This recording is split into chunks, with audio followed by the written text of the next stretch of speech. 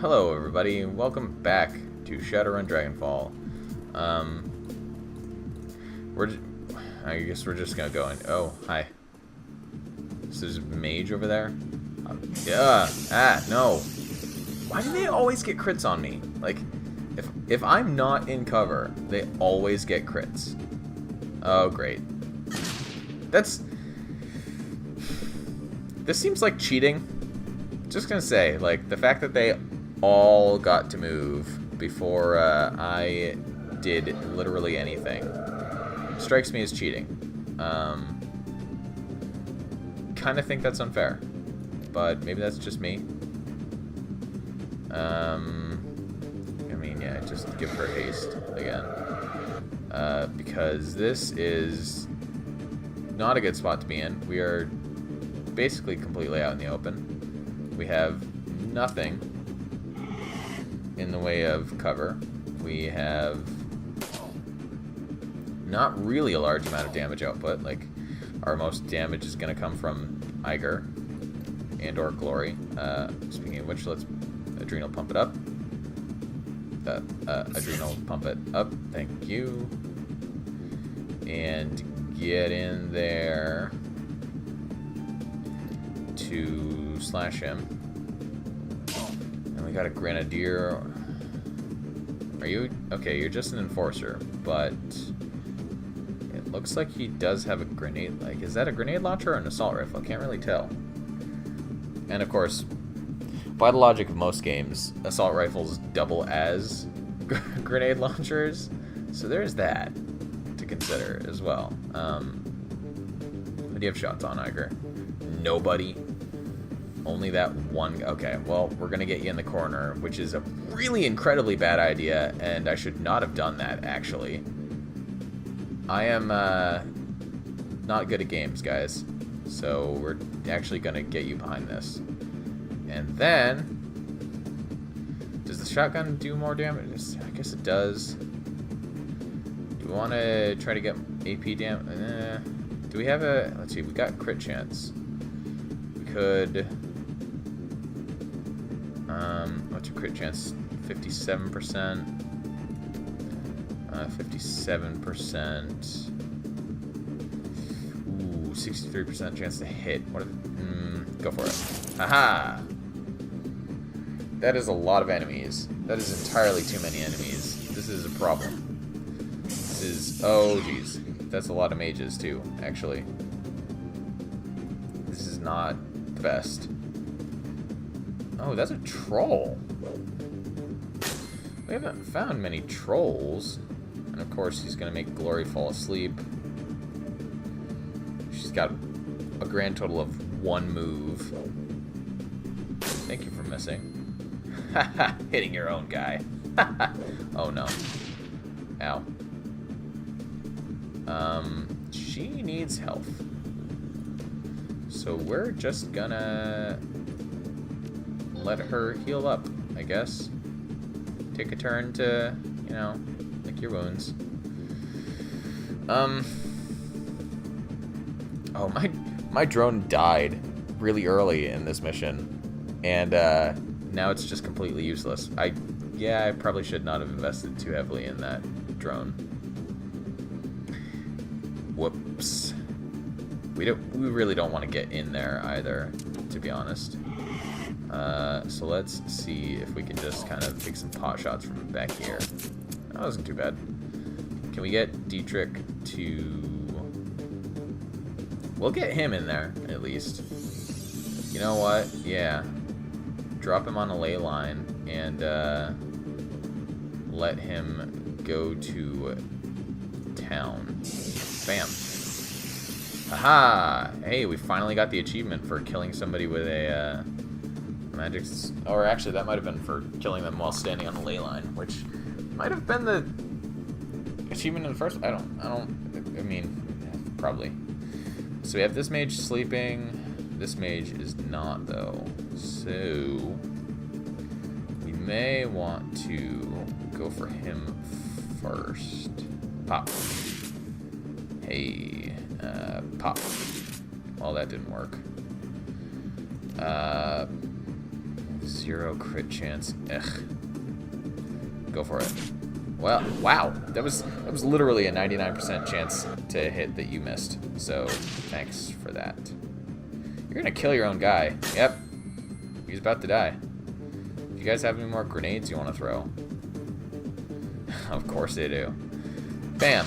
And he's dead. I mean, thank you for killing your own guy. I don't actually mind that too much. Do we... Oh, heal is still on cooldown. Do we want to... give Iger aim? Oh, that's not... Interesting. It looks like the cooldown is turned down a little bit, maybe? Try it. Hey, that hit him. Sweet. And just throw an unbalance. Well. Oh well. Can't hit everything, I guess. Is there anywhere we can go? Not particularly. But what we can do... How do you not have a shot on any of those 3 guys? That's weird. Alright, well, just take that mage down. You can reload a little bit. Let's have you... this seems like an awful idea. Run down here. And then... mark... This is a really bad idea. I should not have done this. Why did I do that? Who can we attack? Can we slice it? We can't slice any of them. But we can do this. Alright, bam. Hey, and we made him go to sleep too. Oh no, they got their move back. No! So he's got a shotgun. Okay. That explains some things. We have a grenade. Let's throw a grenade. Yep. Oh, hey, we still hit both of them. Cool. I am okay with that. Take an aimed shot on this guy. Well, okay then. Just break his armor. Break his armor. Break his... Well, he's almost dead. That's fine. Heal. Who needs heals? You got 9. You got 10. I'll heal you. Just heal yourself, buddy. Keep it, Ooh. Alright, so we took out the mage. You probably won't have line of sight if you're back there, but if we move you over here, then I wonder if, let's see, can hit, yeah, bam, nice, do it again, bam, nice, took one of them out.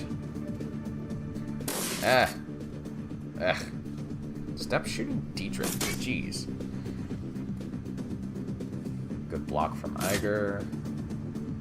Let's mark this guy who has the most armor now.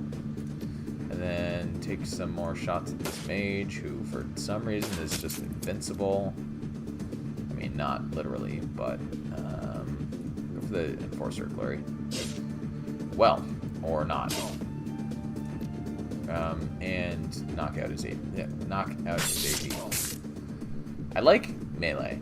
I don't know if people could tell this by now, but like, yeah, I am pretty into melee combat in general terms. I find it very satisfying. I love being able to get up real close and personal with, do it.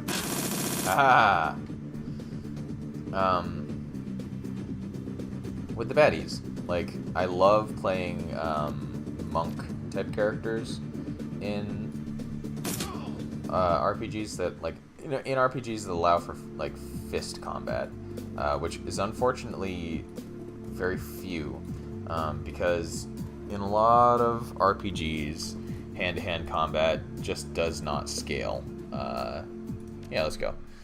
Hand-to-hand combat does not scale at all, and it's completely out of balance with the rest of the game.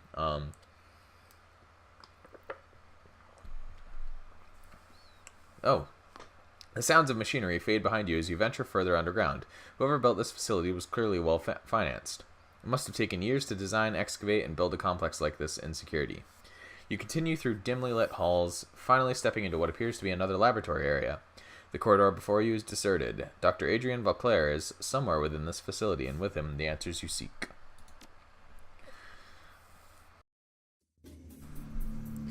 I don't know how, like, because sorry to go back to the boring topic of character classes in RPGs, but I know that some, like, why can't we get to, okay. Some RPGs try to, like, mitigate it by, come on, by, new spot, by giving you, like, knuckle weapon, like claws and knuckle, like brass knuckles, and other weapons that are, oh, hi there, supposed to, well, okay, we're gonna ditch that topic now. The old man behind the glass works feverishly at his console, glancing up at you when he can. A cigarette dangles from his mouth, its bluish smoke curling around his head. An overflowing ashtray sits on the lab table in front of him. The years have not been kind, but his features are instantly recognizable.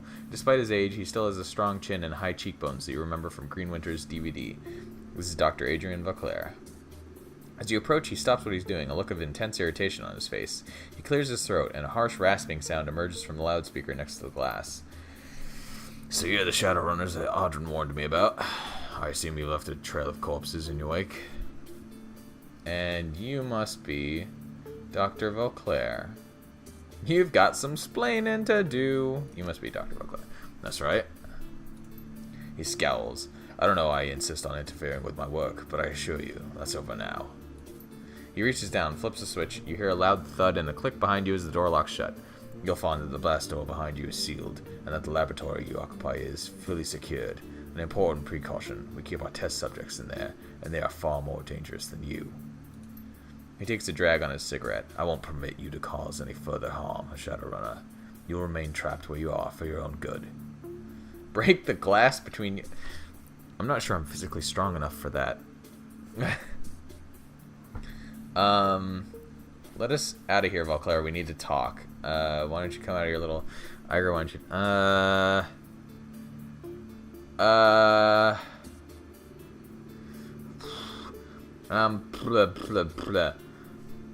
I mean, he's obviously not going to do that, because... We need to talk. I believe I can hear you well enough from this side of the glass. Now, he fixes you with a level stare. I want to know why in hell you have so violently interjected yourself into my business. First, you break into my estate, which you didn't even know was mine, apparently. And then you spend what must have been a small fortune to track me down. You locate my AI, destroy it, and then just drive all the way out to the countryside. And finally, you shoot your way into my laboratory. He leans forward, hands on the table, his eyes narrowed into a piercing stare. So I have to ask you, Shadowrunner, who are you, and why in God's name are you here? We came to find you, Vauclair, to help us stop Fireschwingen. Except the Firewing wasn't the one after us.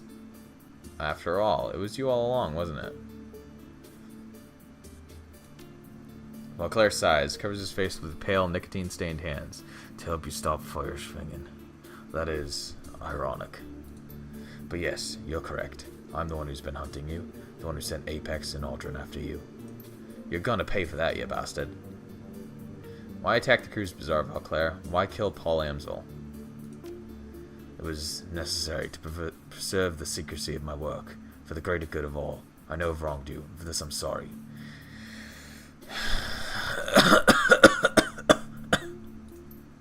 He collects himself. I don't expect you to understand. nor do I have time to explain it to you.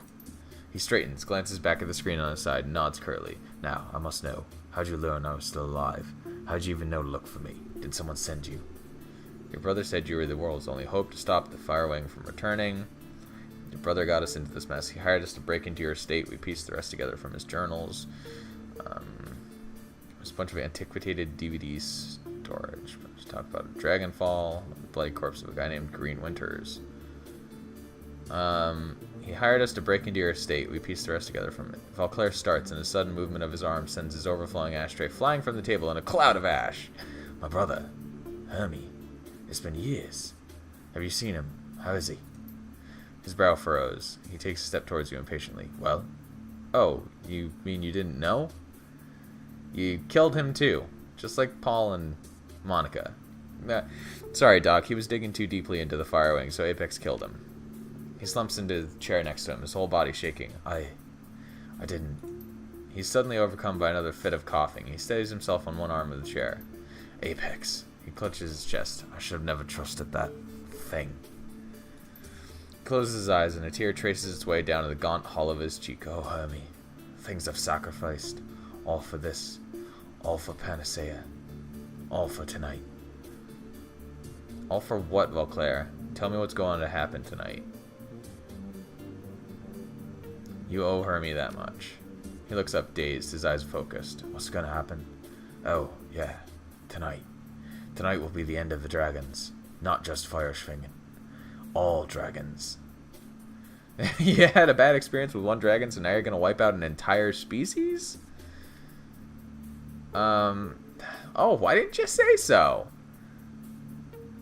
And I'm sure you have your reasons. Explain yourself, Doctor. While Claire fumbles in his pockets, produces a fresh cigarette. He lights it with shaking hands and breathes in deeply. The orange glow of the cigarette flares bright. When he exhales, the words spill out with the smoke. The Firewing burned and murdered and caused untold damage in her bestial rage, until the Dragonfall, until I stopped her. But that destruction was merely a symptom of a greater cancer. The Fireschwingen wrought destruction with fire and claw. The dragons of today, Mofir, Dunkelhazan, Kelidir, they kill and conquer with subtler tools. Deception, manipulation, corruption. They use us as pawns, playing pieces, puppets in their millennia-long machinations. Oh yes, dragons are a cancer, one that will conquer, or worse, destroy all of humanity if we do not stop it. One that metastasized when the world awakened. An ironic metaphor, since it was the failing of my own body that allowed me to see it. Let me guess, you have cancer. I know Panacea is a stable variant of Doom. Whatever you're doing, that's nice. I saw the notes. Valclair clenches his jaw. Good or bad is immaterial. I do what is necessary. He trembles, racked again by violent coughing. As his coughing subsides, he takes another long drag on a cigarette. That's, cause yeah, total lung cancer, right? I mean, gonna take a wild guess here. I'm sorry, Amy. I'm sorry you won't be able to see it for yourself. I'm sorry I failed you. Well, Claire turns his attention back to the computer, stubbing out his cigarette. He grabs a fresh one from... Tonight, I will release my panacea to the world. And how absurd that the instrument of Dragonkind's destruction. He presses a button on the terminal, and a large observation window at the far end of the room rises slowly open. Will be carried by the Fireschwingen herself. Oh! Oh, wow. Okay, that is a dragon. Through the glass, you see the prostrate form of a dragon. Far below, an enormous set of shackles binds it, and a maze of tubes snakes into its body. The tubes connect to a cruel-looking apparatus that has been mounted to the wall. I am... Son of a bitch. Look at that. He found her alive in the SOX after all. Tonight, the Firewing will fly again. Infected with Panacea, she will slowly be destroyed from within. But before that happens, she'll provide the catalyst for global transmission of the virus. Catalyst? What catalyst? As if spurred on by the sight of the dragon below, he begins typing furiously at his terminal. Fireschwingen's fire will carry the agent in its dormant state. Any metahumans exposed will become carriers, will spread the disease to other dragons. The carriers will be infected with Panacea as well, but it will not harm them. To non-dragons, it's a nuisance, nothing more. When a critical mass of carriers is achieved, my Panacea will become unstoppable. It will spread across the globe in a relentless tide. However, if it does not reach this critical mass, it will fizzle, die out, become inert.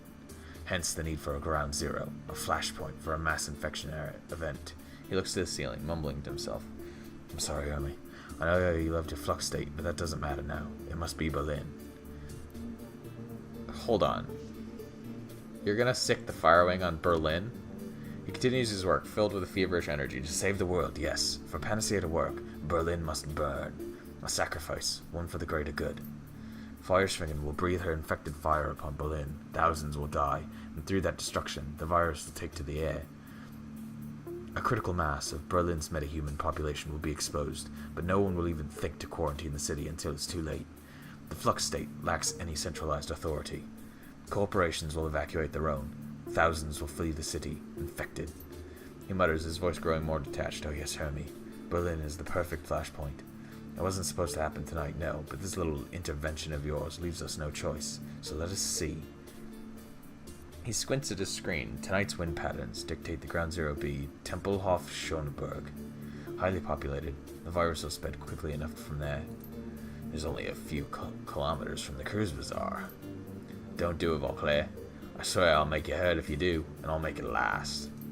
Vauclair sighs, shuts his eyes tight, brings a shaking hand to his temple. We'll know that's not going to happen. You're trapped here, impotent to stop this from happening. It will happen. The old man eyes the cigarette butt in his hand, fishes out another from the pack. He's going through those real fast, man. He returns to his console, reaching to the side for a microphone. He mutters something into the receiver. You can just barely make out the sound of the name, Aldrin. When he turns to address you again, his voice is level. The shaking in his hands seems to have subsided. Security will be here soon, and they will take care of you. Don't worry, you'll not be harmed. The sacrifice that I'm making tonight is a necessary evil. It cannot be helped. But so long as you remain confined, I see no reason to kill you too. Wow, I can actually agree with him? Holy crap.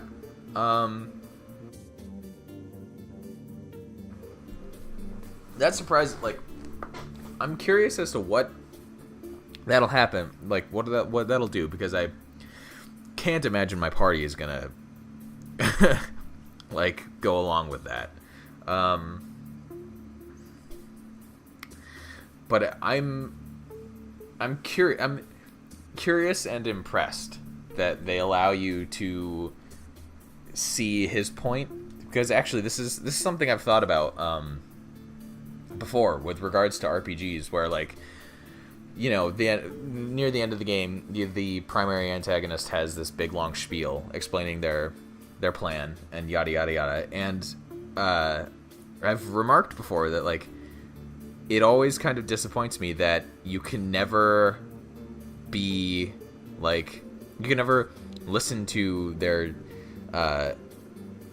whole, like, monologue and be like, yeah, you know, you have a point. It's like, because whenever you have games that let you play a bad guy, basically, they always make a point of making the antagonist worse than the bad guy you're supposedly supposed to be, which is just really odd to me. But yeah, I don't know. Okay, you don't burn a city and call it a sacrifice. You call it what it is: mass murder. Well, Claire stiffens, turns to face you. Anger washes across his face. Was it mass murder when America dropped the atomic bomb on Japan? The myopic would say yes, just as you are now. But they did it for a cause, to shorten the agony of the war, to save the lives of thousands upon thousands of soldiers. The old man is trembling now. Oh. I do the same for the good of the world. I think this is the only time I've seen that one. You know that America was pretty divided on the morality of that act, right? I would love to be able to say that. Oh, sure, except we're not at war with dragons. No, we're not. Not in a conventional sense. In war, there are sides, battle lines, clarity. There's something else entirely. But the stakes are just as high. Higher, perhaps. Humanity was born to reproduce, to multiply, but dragons were born to acquire, to accumulate, to hoard. Both strive to bend the world to their will. Humanity has conquered the air, land, and sea through sheer numbers. Dragons, however, employ different means altogether. Throughout history, they've allowed us to do the heavy lifting while they pull the strings. There are 17 great dragons in the world today. 17 ancient worms, millennia old, slowly dividing the planet into 17 piles of gold to nest upon, in front of our eyes. Once upon a time, they burned castles to steal the treasure we collected, laid waste to entire armies. But here in the sixth world, it's no longer about tooth and claw and fiery breath. Now it's public relations, marketing, mergers and acquisitions. You see it every day. Dragons on the trilio, in the boardrooms. They gain influence, wealth, power, continually hoarding until one of them sits atop it all.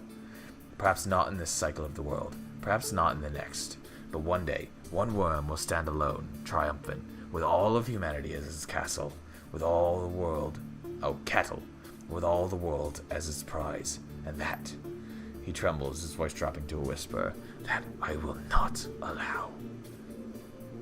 How are you gonna get Fireschwingen to go along with this plan of yours? Well, Claire continues his work. Oh, that's simple enough. He gestures to his left. She has no choice. The gaunt woman in the containment cell stands rigidly, her face pressed against the glass, her haunted yellow eyes tracking her every move. She appears frightened, disoriented, lost, her mouth moves silently, her voice muted by her glass cage. So the stories Green Winch has found were true. Fireschwingen's astral form was separated from the body when she fell. You trapped it somehow. Yes, but that came later. In 2012, we took the Fireschwingen with an experimental weapon. The device, suffice to say, I couldn't fully predict how it would affect her. In 2036, I led a search team into the SOX. I had to know what really happened to the creature that I had slain. We found her alive, in a way. The dragon's astral form, her spirit, you might say, had been ripped from her body by the weapon. It was trapped inside a young woman living in the SOX. A mob of glowpunks revered her, treated her like a goddess. I transported the young woman and the dragon's body here, where I could study them. You mean that she's been in that cell for almost 20 years? The old man nods absently. No choice. A creature separated from its astral form cannot live more than a few hours before both die. It was the high-intensity radiation of the SOX, combined with the magical creature inside her, that allowed the woman to live for as long as she has. So, the environment within our containment chamber mirrors that of the SOX. It's allowed us to keep Fireschwingen alive all these years, while her bestial shell remains chained up below. Now, as for her physical form, that'll be simple as well. We've drilled a series of electrical charges directly into her skull. When we release the Firewing's body, empty of her astral self, we'll trigger all of the vicious instincts and primal urges left in her reptile brain. She'll unleash her fire where we command it. Big, dumb dragon body rig. I'd go insane if I was trapped like that for 20 years. He shakes his head. Misplaced empathy. That beast blazed a path of fiery destruction across Germany.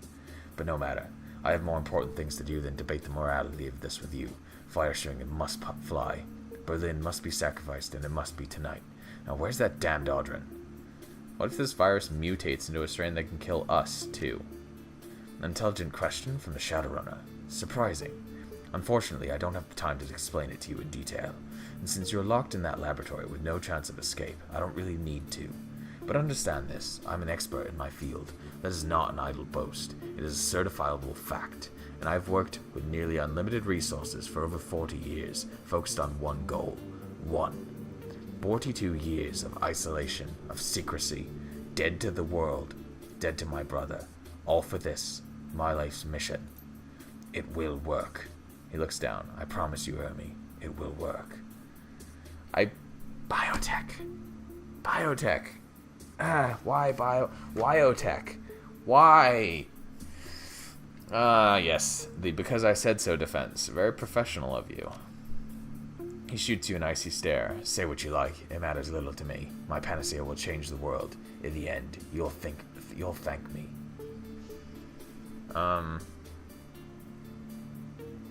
You're not infallible, Doc. You've already made mistakes here, and people died as a result. While Claire looks amused. Mistakes. He uses the tip of his cigarette to gesture at the glass. So says the career criminal trapped in the containment room. I read some of your inter-office communications. There have been a number of deaths here over the years, haven't there? He pauses. We've suffered losses, yes. They were tragic, but the people here accepted that there would be risks. They made their own choices. I won't take the blame for that. No, of course you won't. Basic lapses in lab safety, it said. He glares at you through the glass. Is there some point you're trying to make? Or are you just trying to anger me? My point is that everyone makes mistakes, even you, and yet you want to roll the dice with a biological weapon. You've already screwed up, Doc. People died because of it. Are you willing to risk that happening on a global scale?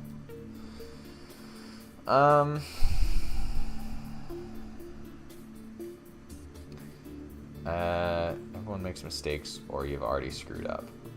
People died. Are you willing to risk that happening on a global scale? It will work, I'm telling you. Bet you told your researchers that their lab would be safe, too. The muscles at the corners of his mouth tighten. Why am I even talking to you? You're trapped in there, and I've still got work to do. Audrey will be here for you soon enough. The old man turns away from you, studying... This plan of yours killed your brother. Was it really worth it?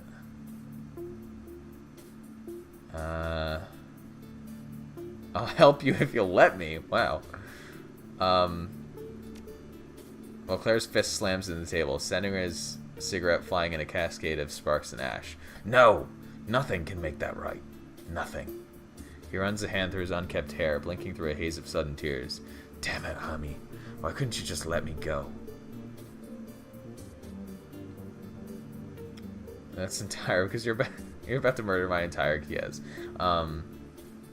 This doesn't. You don't have to add to his. Listen to reason, Claire. Would Hermie want you to do this? You did not know my brother, Shadowrunner. Do not presume to speak to me on his behalf. Hermie would support me in this if he knew what I know. I watched hours of your brother's video footage, Claire. I probably know him better than anyone alive, excepting yourself. His face twists into an ugly sneer. You watched footage, and that makes you think you know the man. You know nothing. I know he wanted you to stop all this years ago. He begged you to, and you promised him that you'd try. Claire falls silent. A wisp of smoke traces its way from the tip of his cigarette to the ceiling. She's right, Claire. Your brother was a miserable bastard, but he did jolly trying to save you. If you don't turn your back from this, his death will have meant nothing. Nothing at all. That's enough. Hermie's death was a tragedy. I will not let you use it to manipulate me. Claire straightens. It looks like you've touched a nerve. His entire body is trembling with fury. I've just been messing with you, Doc. There are worse things out there than dragons, Claire.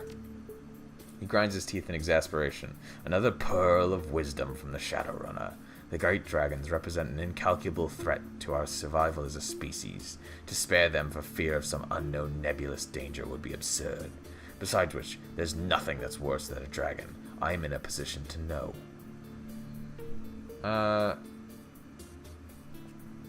You're wrong. An astral entity told me about things. I mean, you could just say elder gods. Like, they... H.P. Lovecraft presumably lived in this... Okay, sure. He lets out a startled chuckle. What does that matter? Even if your spirit's stories are true, the dragons are what threaten us now. What if exterminating dragons changes the landscape in a way we can... Dragons don't exist in a vacuum. They're part of the awakened world's ecosystem. They have been since the beginning of time. Let's agree that this is true. What does it matter? Smallpox was with us since the beginning, but I don't see anyone crying over its eradication. Oh, I needed academic etiquette for this. No! I could probably have talked him down if I had that. If you drive them extinct, you'll be creating a condition that has never existed for the whole of human history. There's no telling what might happen. Oh, great. I will not just sit back and let them take over the world. I must act. I will act. You may be right, Claire, but this isn't the answer. Claire glares silently through the glass.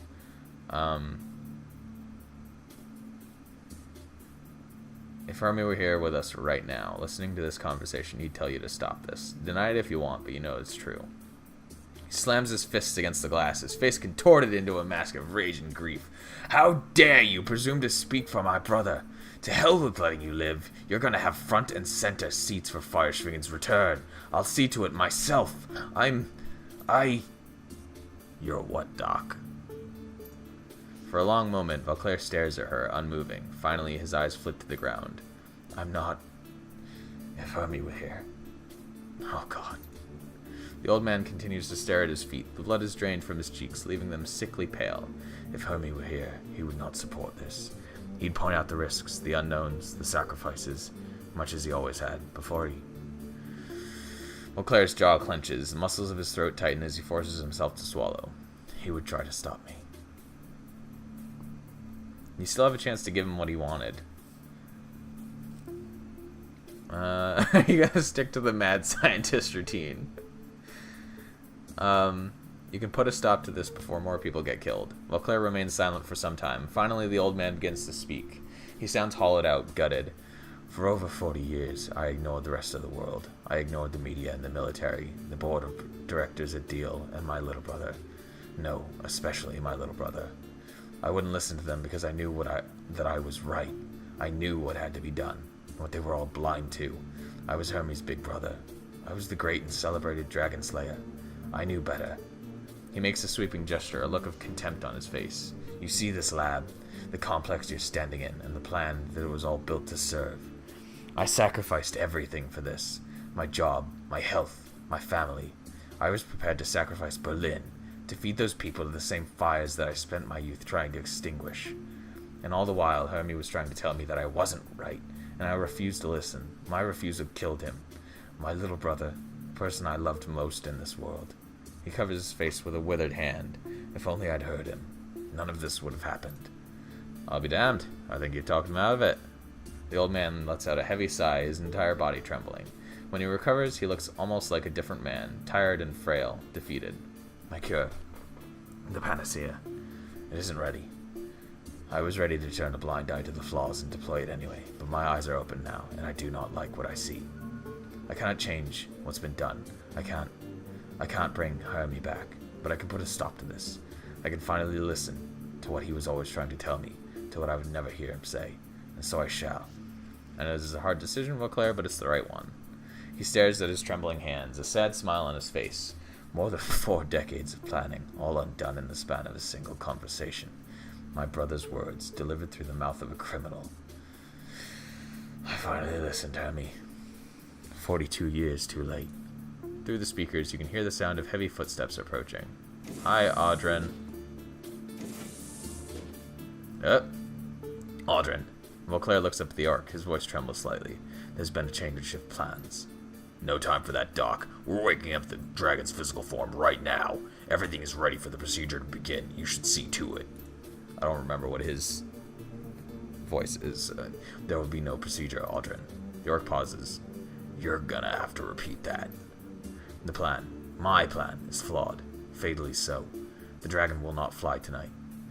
Is Audrin gonna try to, supersede? Audrin stops in his tracks. He stares at Vauclair, unblinking. This must come as a shock to you. I'm sorry for that. Your belief in our cause was second only to my own. The orc goes on staring at the man. Oh, great. Something in his face changes.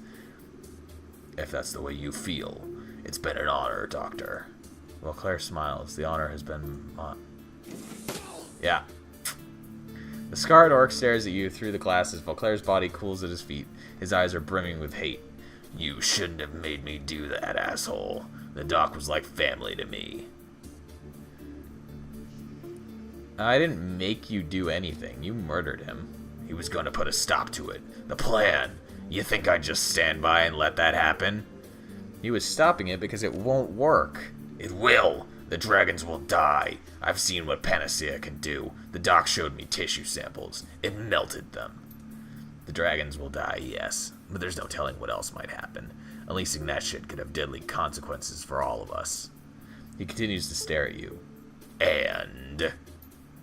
Oh, you son of a bitch. Look who's talking. For all his faults, Vauclair was a hero, and now he's dead, and it's your fault.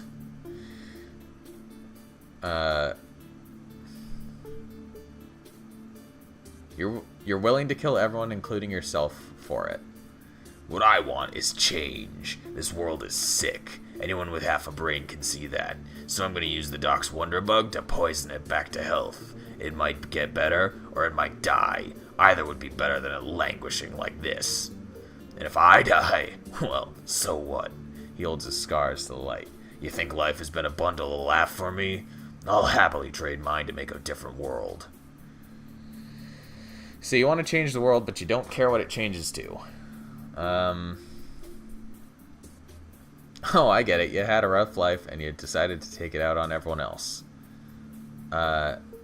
You want to change the world, but you don't care what it changes into. Yeah, maybe, but it'll be interesting, and I'll be the cause of it. Not a dragon, not a metacorp. Me. Megacorp. All by myself, changing the world. Speaking of changes, your life is about to get a lot more exciting. Did the doc tell you you're standing in the animal research lab? It's overflowing with test subjects, and they don't play well with others. Nasty, dangerous things, and it's well past their feeding time. He punches a button. From the corner of the room, you hear a hissing sound. Pneumatic locks sliding open. And now, if you'll excuse me, I've got a dragon to wake up. If you're still alive when I get back, I'll put a bullet in you. If you're lucky, I might even put it in your head, quick and clean, like your pal Amsel. He pauses for a moment, considering. You probably shouldn't count on that, though. Well then. Oh, what? The character model changed to mine momentarily there. Well, okay then. We are going to, we had a nice supersized length episode here today. So, we're gonna call it here. And see if we can't find a way to put a stop to Audren next time. So, wow, okay. Plot twists. I mean, well, it was kind of, yeah. Thank you all for watching, and I'll see you next time. Bye!